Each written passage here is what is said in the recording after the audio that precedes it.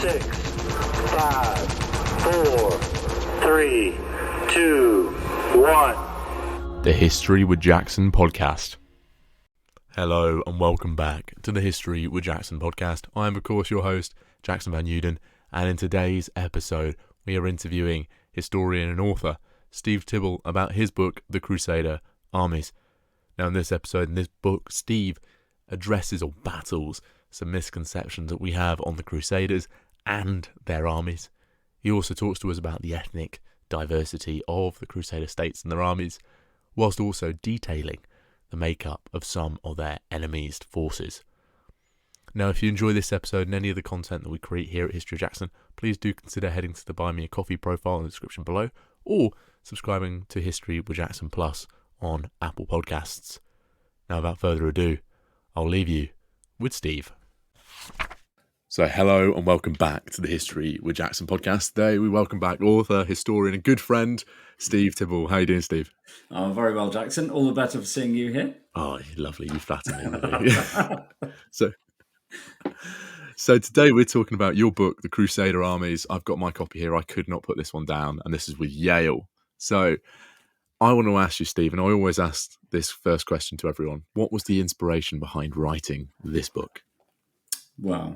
Thank you. Thanks, Jackson. Yeah, it was a very slow burn. I was thinking about writing it for nearly 30 years, and it's basically a very, very slow burn. So it's a culmination of a lot of the things that really kind of irritate me, if you know what I mean. Basically, it's one of the things that irritates me is the way that we patronize the past and the way that we look at people in the past and think that somehow we're cleverer because we've got more resources. So partly this book was written to knock some of that attitude on the head. And I'm not being sort of stuck up about it, because I remember, I used to feel like that as well. If you do a cursory read of a history book, you think, blimey, that's stupid. Why are these crazy guys doing these crazy things? And but usually the more you know about it, the less that is the case. The other thing that I really enjoyed doing, which I hope came through in the book, is challenging modern misconceptions. And I think one thing a trap we all fall into is we look at the past through the prism of the present. It's very difficult not to do that. And particularly with the Middle East, you look at it through the prism of everything that's going on now, that's been happening since the Second World War. And you see, a place that has a particular demographic, a particular religious fabric to it, and particular warfare going on. And then we kind of take those prejudices and we assume that that's a guide to the past. But the Crusades are an incredible contrarian take on things. I mean, it's really nothing like what we might imagine. And you can quite legitimately look at the past thinking, I know quite a bit because I know what's going on now. But actually with the Crusades, it's 100% unhelpful. You really have to go back and put yourself in the minds and the context of the participants. And to me, that was the biggest challenge with that book, and it was the thing that really excited me most about doing it. And I can see throughout the book that you're working to try and address those misconceptions that people have about the region, about the conflict. But I think before we discuss those misconceptions, before we discuss the armies of the Crusade, I think it would be useful to build a little bit of context around the subject. So what were the societies, politics, and climate like of the region? Because a lot of people just think we have the Europeans descend there, and then there's all these Muslim communities around the outside. Yeah, you're absolutely right. Again, that runs to the heart of the mistake. Yeah, it runs to the heart of the trap we all fall into, which is that we think we know more than we do. And in reality, you almost have to go back 2,000 years to understand the Crusades. So, obviously, the Middle East was part of the Roman Empire, the Holy Land, Egypt, Palestine or Israel, Lebanon, Syria. They were all part of the Roman Empire. So at the end of the Roman Empire, they were primarily Christian states. So the population were overwhelmingly Christian. Then you find in the 7th century onwards, you get invasions from Muslim armies from Arabia. And obviously they come in conflict with the local Christian communities there. They overrun a lot of the Middle East. And so you find that you have Islamic rulers over populations that are still very largely Christian. Then in the 11th century, you find there are more invasions coming in, so more foreigners coming in, and these would be the Turkic tribes, people coming off the steppes. So, the kind of people that we would think of now as, say, Mongolians with a more nomadic heritage. And they're not terribly religious, but they do happen to be, Muslim as they enter the region. So to look at the Middle East now and think of it as, primarily a conglomerate Muslim area is a mistake. Certainly at the time of the Crusades, the majority of the population of, say, for instance, the Crusader states was still Christian. And even in the areas that we think of as being the Muslim countries were, very large Christian minorities, particularly in places like Egypt and Syria. So it's very difficult to find clear borders. It's not black and white. So the Crusaders were definitely foreign invaders. They'd been called in largely by the Byzantines, who were Orthodox Christians, to come in and help them defend the area. And the Crusaders, to a very large extent, saw their role as defending the local Christian communities and recovering ancient Christian lands. So, if you're a local Muslim living there, that's not very plausible. But there is actually, from their perspective, that's a legitimate perspective. And similarly, from the Muslim side, there's no big conglomeration. The more you look at it, the more fragmented everything is. There's the obvious Sunni-Shiite divide. But even then, you find within those communities, there are massive divisions changing over time. And also politically, it's never Crusaders against Muslims. You quite often find that there are Muslim troops allying themselves with the Crusaders, that different Muslim factions are fighting each other the whole time. Even someone like Saladin, who effectively made his kind of PR career out of saying that he was fighting the Crusaders, he spent the vast majority of his career fighting and killing fellow Muslims and capturing their countries. It's always more complicated than you think. So that's one thing that was one of my little bugbears that sort of ran through the book, which is trying to just explain how complicated it is and how misleading it can be to look at the past with, if you read a copy of the Times and then read the Crusades, something about the Crusades, you get a very different view than if you have a broader understanding of the context at the time. And that building of that context really helps understand the conflict a little bit more. As you're saying there, it's not black and white, and you have different communities because of the history of the region, the Byzantiums, the Romans, living in this area.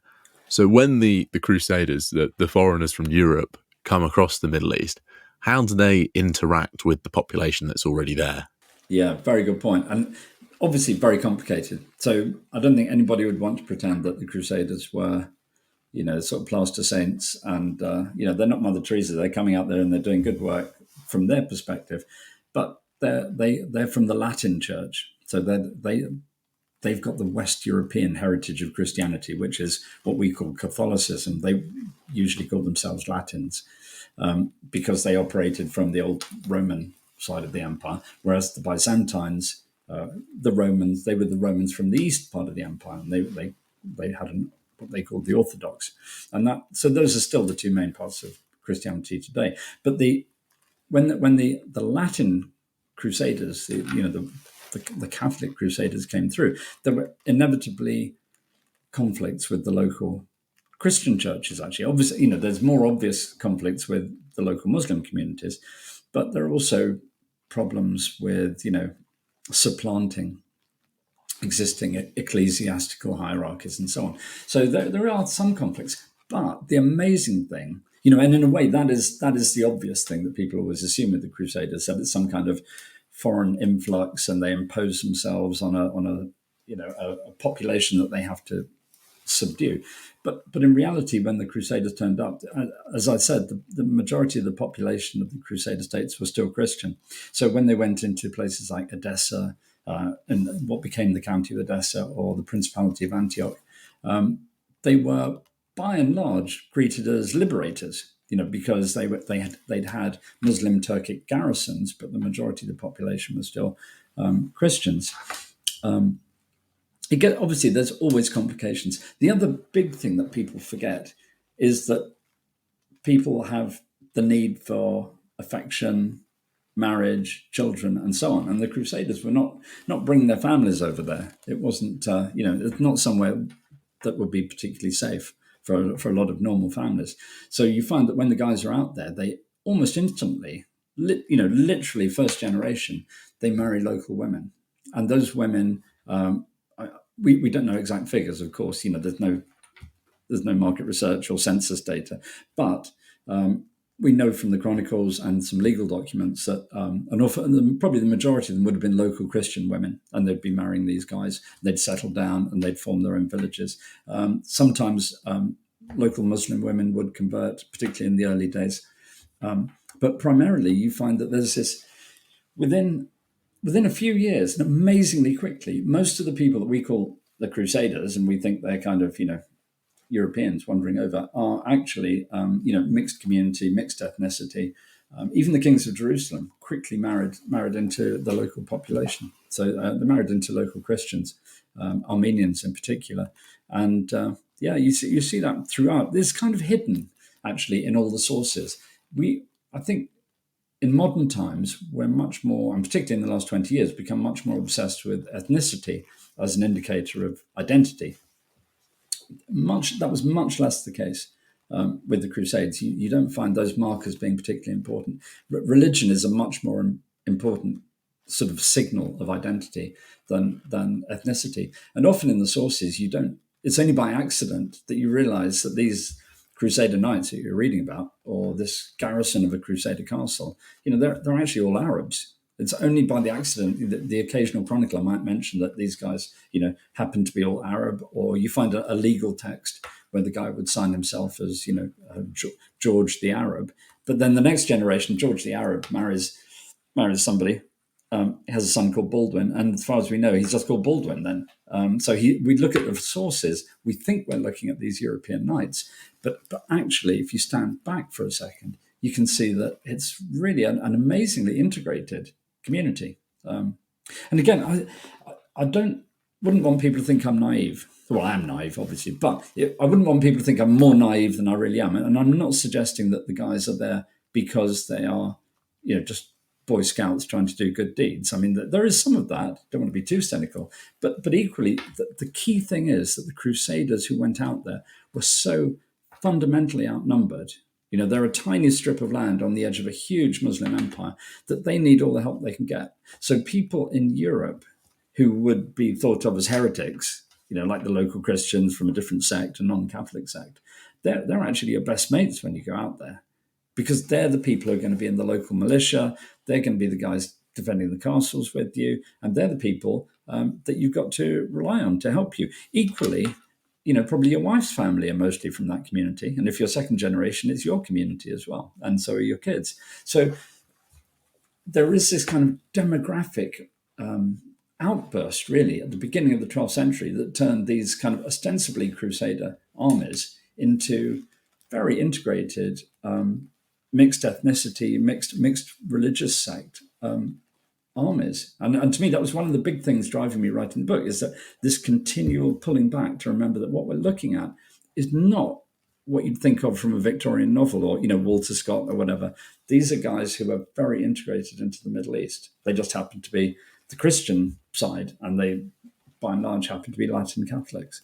It's really interesting how they're going over from a region, a continent which has very little tolerance for religious diversity and different religious attitudes. We've had crusades against different heretics in Europe, and yet moving across the Middle East, there seems to be a greater goal and acceptance of diversity. Now, your book is The Crusader Armies, and that plural is not lost on me. So who were these different armies that are fighting this region, and how is that diversity within the Crusader states affecting them? Yeah, you're absolutely right. That's spot on. So when I talk about Crusader armies, I'm also talking about their competitors as well. So perhaps we can talk a little bit about the Muslim side, or what we think of as the Muslim side. And I think you're absolutely right, because it sounds a bit geeky, to talk about armies. You think, oh, okay, well, this is all boys' stuff. But in reality, the composition of that army as an expression of power and an expression of the really it's kind of the state in the saddle, because these are very basic societies and permanently in a state of war. This is the state in the saddle. So if you can't understand their cultural, social, ethnic roots, you can't really understand what you're dealing with, or it's certainly very misleading, which is, I think, where you get the kind of Victorian caricature and how wrong that can be. So I set out to look at many different armies, because that's the other thing. There is no one army. You do find some Crusader armies, say in the northern Crusader states, where nearly everybody, well, none of them, probably almost none of them are crusaders, because technically a crusader is somebody who's on crusade, who's on an armed pilgrimage. You find that there's a section of the army are local European settlers, but any time after, say 1120, even those guys they may be Latin, they're probably Latin Catholics, but their mum was probably Armenian, their children are mixed ethnicity, and so on. So there's nothing that's this kind of weird Victoriana view. The other thing in that army, say an army of the Principality of Antioch, is that most of the guys wouldn't have been Europeans anyway. Most of them would have been Armenians or Syrians or some local Arabs, all of whom were Christian. Well, sorry, I don't mean all of those people were Christian, but all of the people in that army would primarily have been Christian. But even then, that's not even true either. You find, you often get Muslim mercenaries and vice versa. So it is a community on the march, and it's in a way it's the kind of the red hot fire of community building, because these were such fragile frontier communities. The state gets in the saddle, and that's what you see. But these are guys fighting for their families' lives. If you want to go through some of the cast of characters on the Crusader side, the Armenians are very good. I mean, they're a very good bunch, and they've got some fabulous characters. You find they've got specialist artillery people, catapults. And there was one guy in particular who's got a fabulous porn name. He's called Havadik, which I don't know how you pronounce it really. I pronounce it Havadik.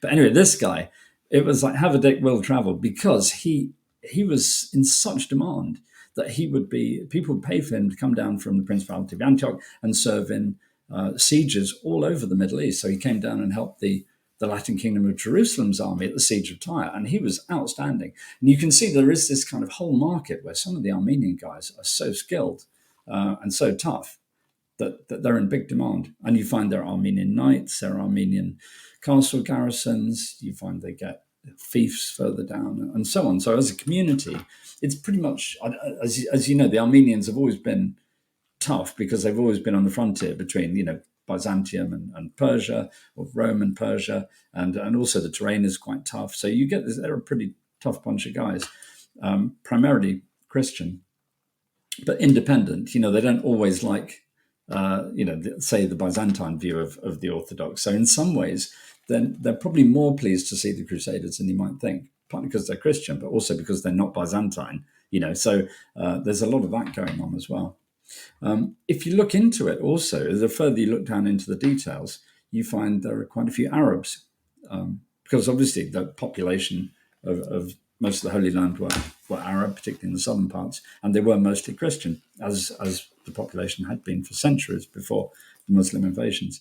So, and these guys, you find them, particularly in the initial days, you find them in the legal documents.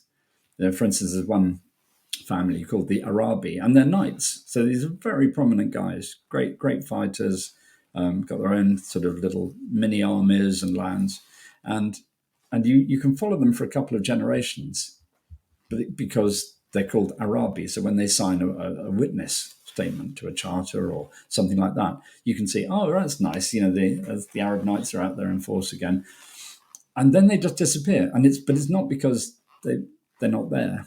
It's because all their kids are called, Amalric or Baldwin or whatever, and they're just not visible anymore. They stop calling themselves Baldwin Arabi. They're just Baldwin, so they kind of disappear. But from some chronicle references, they're all around. There was one famous incident where Castle fell, and it shouldn't have done.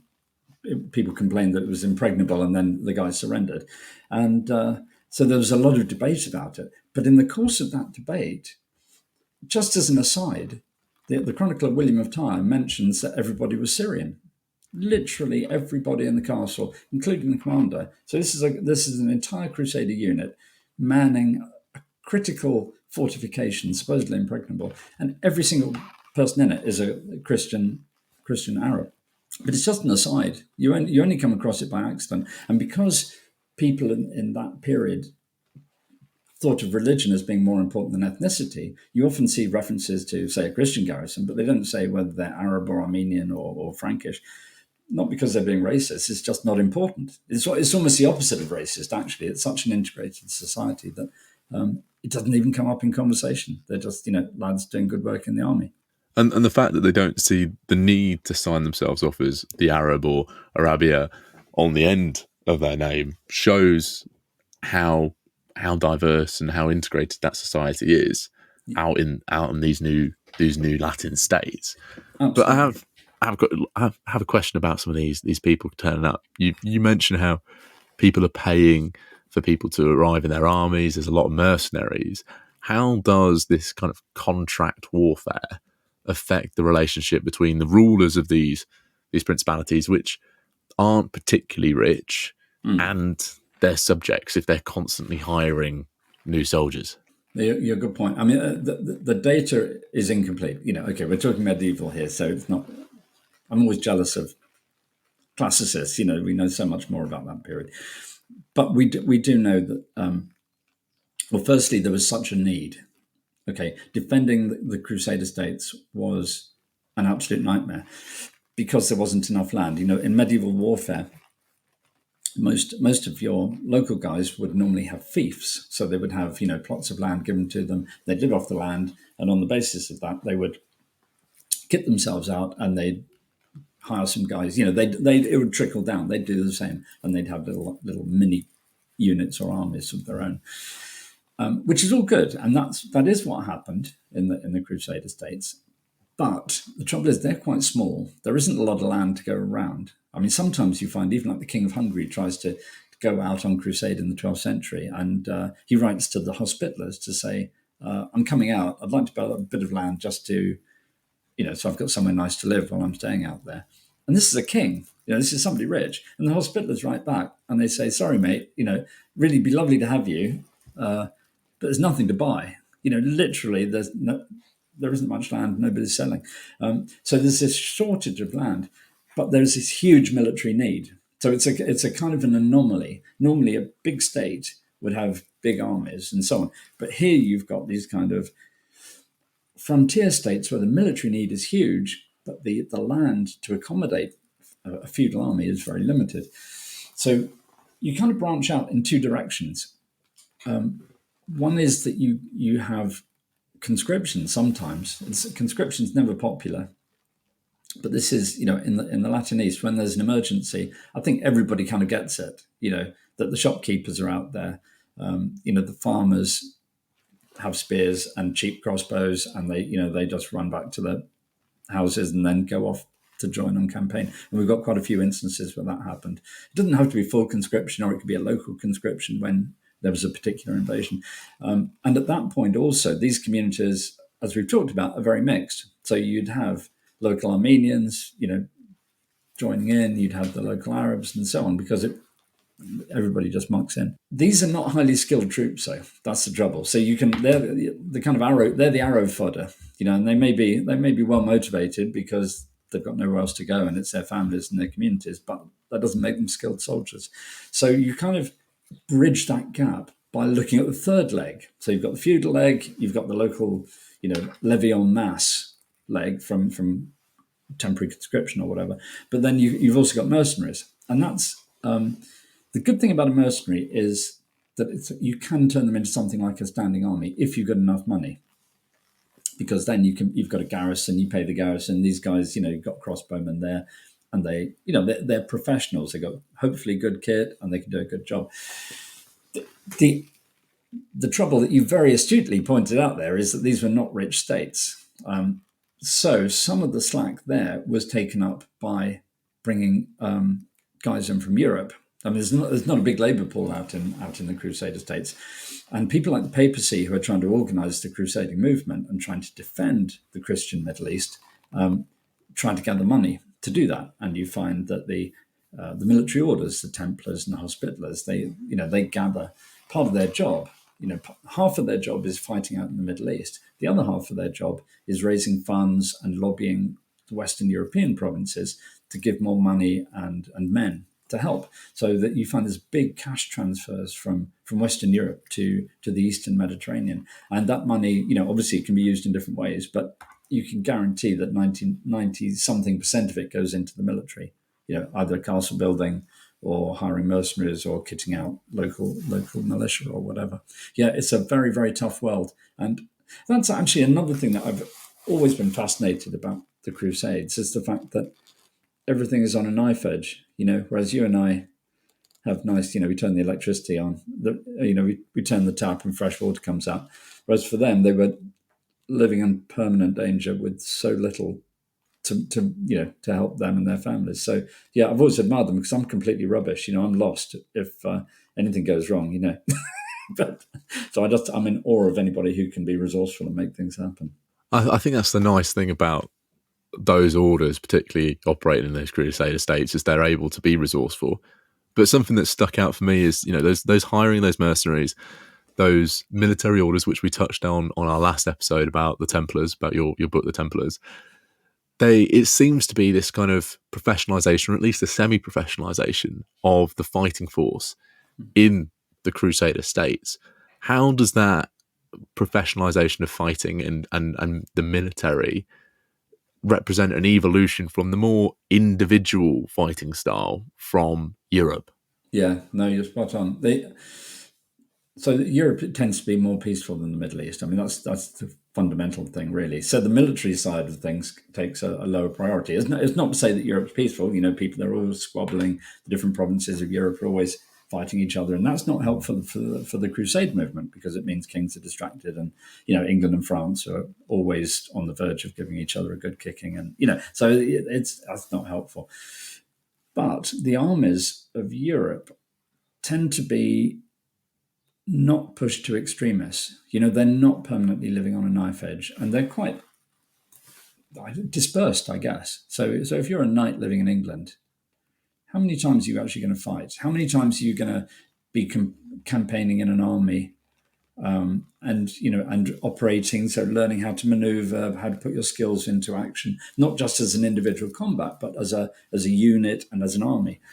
And so you find that in Europe, there's a much more individualistic approach, as you mentioned. So people like to show off, and they like to they like to be seen, how brave they are, blah, blah, blah. But they're not really used to operating or maneuvering as groups. And you similarly, you find that infantry, because they're down market and the people in charge are posh, they don't prioritize the infantry, so they're under-resourced, under-trained, and what have you. Whereas if you look at the Latin East, they may have wanted to do all that, but they didn't have the luxury of doing it. So you don't find, for instance, in Europe, you find there's a lot of tournaments and large scale sort of chivalric combat. You don't find that in the Latin East at all, because everybody's got something better to do. They don't need to prove themselves in a kind of an artificial way, because those guys are just much better at warfare.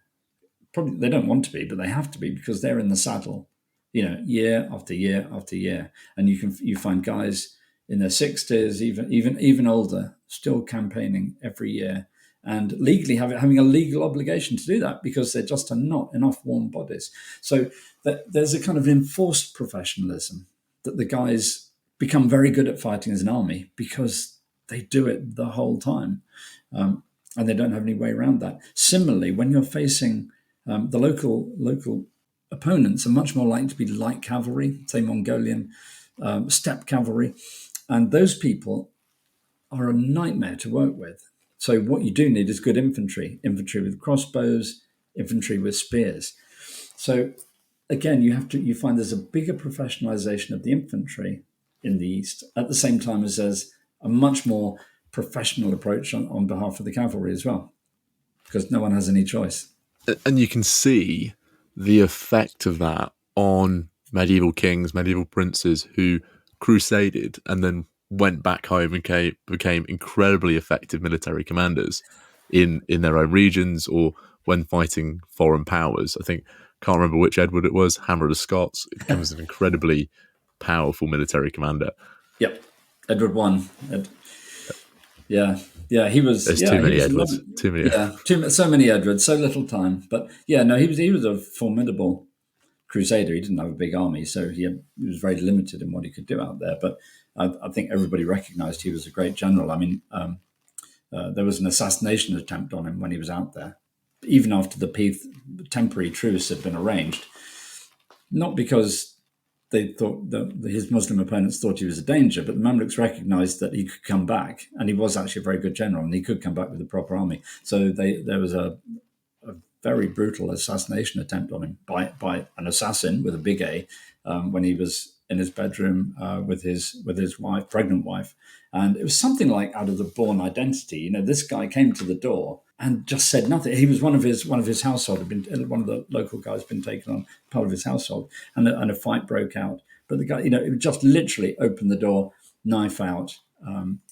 Edward was wounded and managed to reach back, because this is a sign of how violent the times are. Managed to reach back to his bedside table, get a knife, and just stab the guy in the face. So it just killed the guy outright, even from a standing start. He was a tough character. He was a good general, Edward I, but also a tough character, and in a personal fight as well. And he's certainly one of my favourite kings because of stories like that. And we've mentioned a couple of things. I don't want to leave this thing out there. You mentioned the importing of crusading devices like trebuchets and catapults, but also castles. I think I'd be doing this this interview a disservice, and the audience a disservice if we didn't discuss castles, trebuchets, and catapults.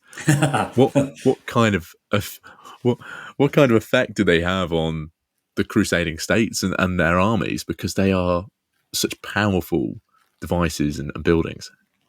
Yeah, you're absolutely right. I mean, there's a lot of academic controversy about, where different kinds of catapults come from and different siege engines and so on, and the influence of China and the East and Europe and the way they meld together. And so that's a bit of a minefield. So I don't want to put down too many markers on that. But certainly the Crusaders were, very good at adapting to what they had to do. And a lot of what they had to do, particularly in the early days, was sieges. When they were trying to roll up the castles, the fortified cities on the coast of Palestine and Syria. They were very good at, partly at the catapults, as you mentioned, but they also had a kind of technique that was fairly unique to them, which is the siege tower. There's this kind of building a huge tower and then just remorselessly rolling it forward until you can get to the walls, drop down a few tree planks or whatever. I mean, horrendous. You're high up and you're crawling under fire or jumping under fire across tree trunks above this kind of abyss.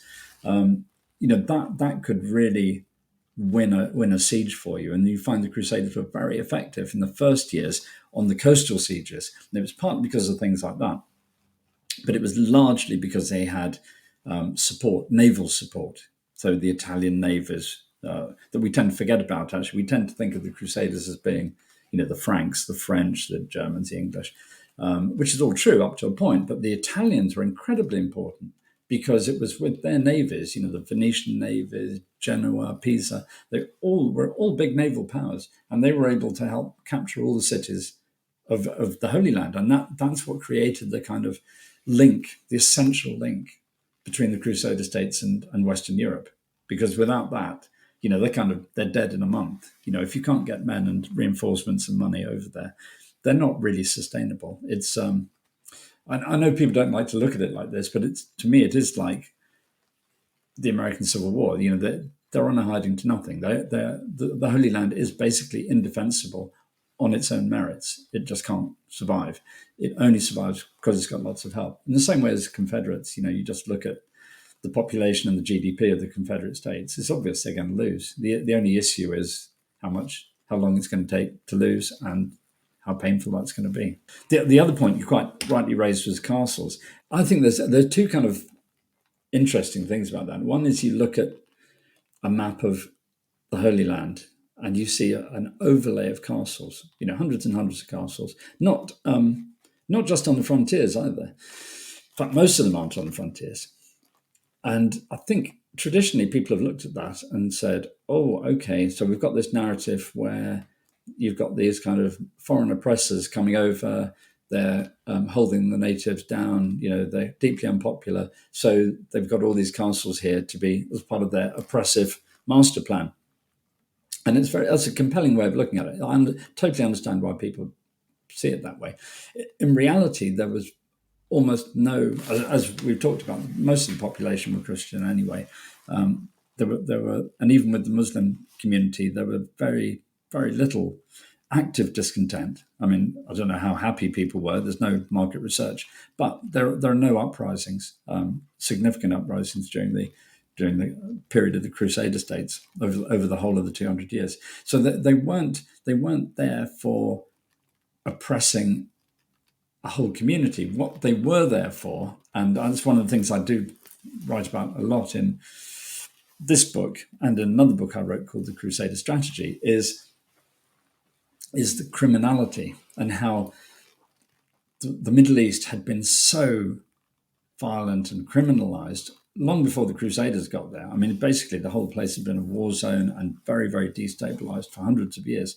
And you often find that this myriad of small castles are really there to stop bandits, to stop muggers and so on. And very often, certainly in significant cases along road systems, those little castles are there on the foundations of Roman fortifications, which were doing exactly the same thing. These are quite difficult areas, and policing them, literally policing them, is what they're about. It's about protecting local communities rather than oppressing them. So to me, that's one of the funny things about castles that people don't naturally think about, because why would you? The other thing that's really fun about the Crusader castles is, particularly towards the end of the 12th century, when you get Saladin on the scene, and you find, so you've got these huge armies, Saladin sets up an Ayyubid empire, his family empire, and he's created a huge unified empire that goes all the way from, Yemen, Egypt, Syria, up towards Mesopotamia. So at long last, there's a big unified Muslim state that can create huge armies that are, even if you beat it one year, he'll be back next year with a different one. I mean, that's the ultimate problem the Crusaders are facing. So one way they did try and face that was by putting the small numbers of men they did have in better and better castles. And it kind of works up to a point. And one of the main ways you do this is by just making the castles much more sophisticated. And if you ever get a chance to go over there, some of them are absolutely beautiful. You can still see you can just feel the quality of the thinking and the workmanship that went into it. And you find they're layered. So you get one set of walls, and then behind them is another set of walls, which is why they're called concentric castles.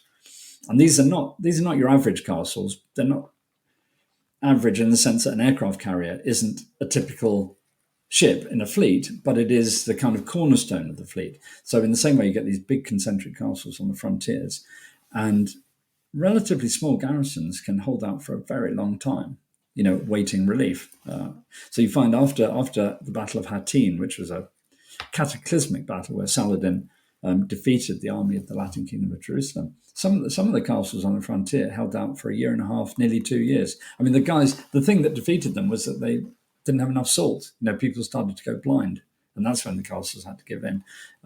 But the castles themselves were magnificent. They were, as almost a work of art. And I think that's one thing I love when I'm in the region, is being able to go there and just soak up a little bit of that atmosphere. It's another thing that we put a European lens onto, is of how we've used castles here in Europe, England, France, and the intimidation purpose of those, and then transposing that view onto the Middle East and the Crusader states. As you said, it's another misconception that a lot of people have. But you mentioned Saladin and the Ayyubid Empire. There's several other opponents of the Crusaders. You have the Egyptians and so many more. Are their armies wholly Muslim? Because we've looked at how the Crusader armies are not wholly Christian. Absolutely right. I mean, particularly not just Holy Christian, they're not just Holy Latin, they're not Holy Catholic. So you look, I think that's a very, very good point. To me, the biggest gap in our modern perspective is Egypt. So we look back at the Egyptian army and you think, okay, well, I don't know much about them. What did they do? They must have been a bit unimportant. In reality, when the Crusaders turned up, certainly in the south of the region, the Egyptians were the main people to worry about. They had a huge professional army, and they also had a professional fleet. They had huge amounts of cash as well, because the Nile Delta is the most cash generative part of the entire region. So Egypt is kind of a bit of a honeypot, really. It's fantastic. You can base an empire there, which the Fatimids did. So they've got this wonderful empire. They've got an army that's even got arsenals. They've got manufacturing. Ironically, the people always think of the Crusaders as being the most heavily armored, and all of that. There's quite a lot of evidence that the Egyptian troops would be every bit as heavy armored, and because they had state-run factories, they would have looked much more impressive in uniform and heavily kitted out than the Crusaders. I think the problem from an Egyptian point of view is that they lost, and they lost to everybody. They lost to the Crusaders, and they lost to their Muslim opponents as well. So they've kind of been airbrushed out of history a bit. And it's a wonderfully rich and complex army. If you look at the Egyptian army, to me, it's almost it's like an encapsulation of everything that we've been talking about in terms of how we misinterpret the past. So we look at this army in Egypt, and it's Muslim. It's a Muslim state, and so on. But what were they really like? Well, if you look at the army, I suspect most of them were Christian, or certainly large parts of the Egyptian population were Christian, but they primarily didn't even fight in the army. The Egyptian army largely, and certainly the kind of more heavy cavalry arm of it, were Armenians, and the rulers of Egypt at the time that the Crusaders arrived were Armenians, just by one of the many accidents of history. And the Armenian rulers were Muslim. They were Shiite Muslim, and that's another issue. But they were Muslim. But when they called back home to Armenia and asked their mates to come and help them, most of them were Christians. So you find these, the elite cavalry regiments in the Egyptian army, which are their striking force, and they're, probably a big part of the army. They're probably Christian. Quite a lot of them might even have been Catholics, because there are obviously quite a lot of Catholic Armenians as well as Orthodox ones. Then you look at the infantry. And the infantry in Egypt, again, didn't seem to come from Egypt. They were primarily soldiers from sub-Saharan Africa. So they were delivered to the Egyptians either from slave traders operating in sub-Saharan Africa. There were a couple of Christian states, Nubia and so on, next to the Fatimids. So they had arrangements with them where they would supply troops as treaties, as part of diplomatic treaties, or for cash, or some people would volunteer. So you have these sub-Saharan African infantry units, which are quite exotic to everybody that sees them, and the chroniclers will go, "Oh, I've never seen people like this before." And they were using very interesting and unusual weapons to both sides. And again, on top of that, you would often find they'd have Bedouin light cavalry. So you'd have an Egyptian army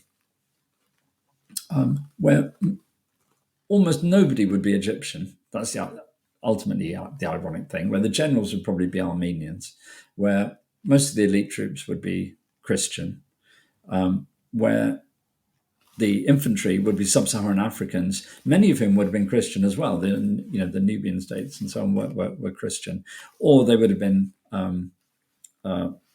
shamanic, I guess, religions, whatever religions the local sub-Saharan Africans had at the time. So we use the shorthand of saying, "Oh, this is a Muslim army, and it's fighting the Crusaders," and it's like so far from the truth.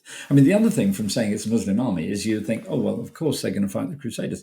In reality, there was every chance they could have been allies, and they probably should have been in some ways, because they've been fighting. The Egyptians have been fighting for decades against the new Turkic invaders, just long before the Crusaders had arrived.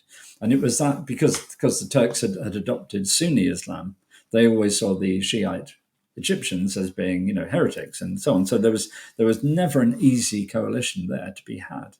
And so it's a microcosm of how complicated things are, and the things that we think we're seeing. If you look back from where we are now and think of an Egyptian army, it's not at all what you see on the ground.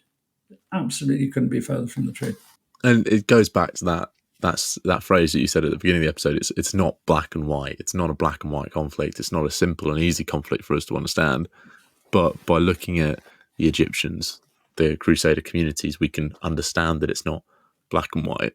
Now, at one point, the Crusader states fall. You've said it's inevitable, owing to the lack of resources, the money it takes to sustain these communities and these armies. What happens to the civilians in the Crusader states when it falls? Because a lot of time they're second, third generation Frank descendants who are now integrated with the local communities. They're part Armenian, they're part Arab. So what happens to these people? Yeah, no, that's a great question. I wish I had a definitive answer. And we know what happened. I mean, basically, the Crusader states fell twice. They fell to Saladin, 1187, 1188, 1189, that kind of thing. There was an almost total collapse. And at that point, what you find is that people who were defined communities that were Frankish, as in, that had a more European tinge to them, were pretty much wiped out wherever they could be. So after Hattin, the troops the troops that fought at Hattin were a very large proportion of the male population, actually. The army was probably about 20,000 strong, all different parts of the local community. And the military orders, the prisoners were executed on the battlefield, and most of the other guys were sent into slavery. So they were bought as slaves. So that part of the community was gone. And you find the civilian communities, all the villages and towns. We don't know a lot of detail. We know that a lot of refugees holed up in Jerusalem for a while, and then they were some of them were bought out, they were ransomed, some of them were put into slavery. All of the villages, small villages and towns disappeared. So one can only imagine that people either managed to escape or they were kind of raped, killed, enslaved. So the Frankish communities of the hinterland just disappeared. Interestingly, that's not the same as saying that the Christian communities disappeared, because I think there was always a distinction in the minds of Saladin and his Mamluk descendants, that there was a distinction between the two, that the local Christian communities, say the Orthodox, the Arabs, the Armenians, and so on, were natives, whereas what they didn't want was Europeans out there. And I think it was partly pragmatic. If you've got a local European community there, then everybody in Europe is thinking, oh, okay, maybe we should be doing something to help our brave lads out there, or whatever. So if you can get rid of the local community and to a large extent their castles, then it's much more irrelevant and difficult for Western Europe to come to their aid, because there's nothing to aid. So I think there was a kind of a pragmatic clampdown on the Westerners. And you find the same when the Crusader states fall for the second time, when you've got these huge Mamluk and Mongol armies in the second half of the 13th century marauding around. And by 1291, the game's pretty much up. Basically, the Western lads are pretty much forced out or enslaved or killed. But the local Christian communities stay on by and large. And that's another thing that we haven't mentioned, which is this whole heavy dose of pragmatism. You'd think it might be fun to do, kind of put people into boxes and say, well, I don't want Muslims here and I don't want Christians there. In reality, landlords want people who are going to pay the rent, and in a effectively an agrarian society, you want people who are going to be tilling the fields and giving you produce and paying for the privilege of being there.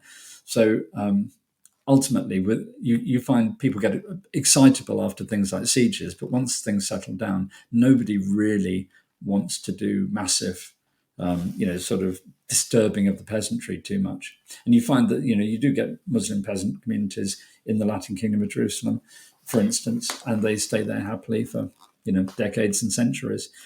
That's not to say that they wouldn't have preferred to have Muslim landlords, but in reality, the levels of taxation weren't very different. They had religious freedom, they had their own justice system. If you were a peasant and you kept your head down, I doubt it made a huge amount of difference to your life. That's a really nice way of bringing about that diversity and that tolerance that has been a common thread throughout the episode and throughout your book. But this question, I think it's applying the history. So, what can this book about Crusader armies and the attitudes of the Crusader states tell us about today? Earlier in the interview, you said if you read the Telegraph and then you read the book, you get a very different approach. Now, if we read the book and then we read the Telegraph, how does that change that? Yes. Well, I have to say, I think that was a really good point. But I think this is one area where, I love trying to interpret the world I live in through the prism of history, because, obviously I read a lot about that. I think the danger is you can read too much into detail. So I could give you an answer now that says, oh, yes, there's a lot going on in Gaza. Let's look at Gaza. It's an old Templar castle. It was an old Christian town. What does this mean about the modern situation? And I personally, I don't think it means a lot at all. I mean, one thing that is obvious is that people come and go, and that different communities have different claims on different bits of land. And the trouble is they have multi-layered claims that are not easy to solve. If there was an easy solution to modern problems, we'd have come to them. And obviously there are multiple different groups that have more or less legitimate claims to the same piece of land, and it's on that kind of basis, it's very difficult to be too pragmatic. It's sort of like Northern Ireland. If things had been clear cut, it wouldn't have been a long running problem. But different communities all have their own perspective, and those perspectives are grounded in some justice, on multiple levels. One thing I would take out of it in a general sense is that tolerance and diversity can be additive. You don't have to approach tolerance and diversity from the basis of trying to be a plaster saint. I think that what I see in the Crusades is a lot of tolerance and diversity because of pragmatic reasons, that actually societies, once you get your head around it, thrive and prosper if you get well integrated use of resources. And that means making sure that everybody's happy, societies are stable, people are, you get the best out of people, you get the opportunities out of people. So that's one thing I'd take out from it, is that there is a path of tolerance which actually produces benefits for people. It's not something you have to do because it's virtue signaling or because you're going to go to heaven if you do it or whatever. It's something that makes for more stable societies if you can grab it properly and control the process. And I think the Crusades do show that in some ways. That's a lovely answer, Steve. So thank you very much for that one. And now we have the final fun question, as we do for all the episodes. So you're used to this one now. So when you're writing a book, obviously not everything can go into the book. We have great shame where things are left on your desk and the cutting room floor. What was the most interesting piece of information that you couldn't include in this book, even though it is jam-packed full of facts? Well, thank you, Jackson. Yeah, you sound like my publisher, which the lovely Yale. So basically, when I read Crusader Armies, is quite a big book, and it was actually a much bigger book, much bigger. So Yale quite rightly came back and said, "Hold on, mate. This is all good stuff, but we can't have that in a book. You'll kill somebody with that." So they encouraged me very, very, very vigorously to take out quite a lot. So what I did was focus in Crusader Armies on the things we've been talking about today, which is ethnicity, social cohesion, and armies, the kind of more tactical deployment of things and how these societies managed to get along and how the armies reflect that. The things I took out were the other little bugbear, or the other little hobby horse I have, which is thinking that, that people are idiots just because they don't wash very often, just because they smell like, somebody who hasn't had a bath in 3 years, doesn't mean that they're not intelligent, and it doesn't mean that they can avoid strategy. And actually, I've always had it in my head that these guys were much better strategists than we are, precisely because they didn't have so much in the way of resources, but they did have so much more to lose.